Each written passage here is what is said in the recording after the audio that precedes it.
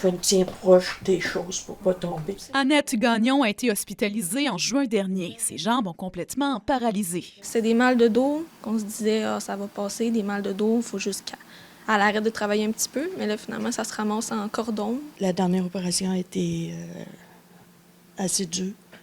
Puis j'espère d'être capable de remarcher un jour.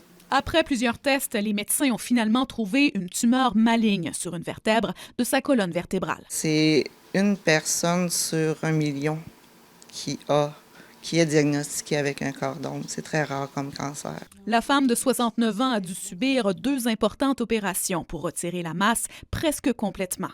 Il y a des mouvements, il faut que je fasse attention à cause des vertèbres qui m'ont cassé, puis les vis qu'ils ont mis, les tiges.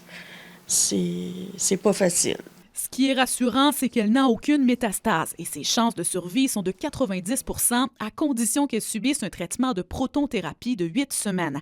C'est une radiothérapie très ciblée qui évite d'endommager d'autres organes. La santé, ça tient un cheveu, hein, on ne sait jamais ce qui peut arriver. J'ai arrêté de travailler le 15 de juin, puis le 20 juin, je suis rentrée à l'hôpital.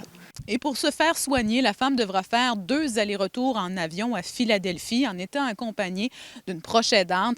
Avec l'hébergement et les autres frais, la facture risque de s'élever à près de 30 000 $ américains. On n'a pas l'habitude de demander de l'aide. On s'arrange toute seule habituellement. On est comme ça.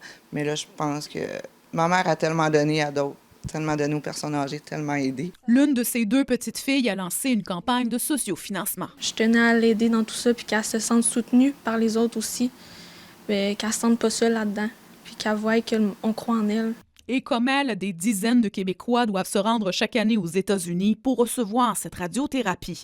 La famille interpelle le ministre de la Santé. C'est pas tout le monde qui va avoir l'argent pour s'en aller à Philadelphie.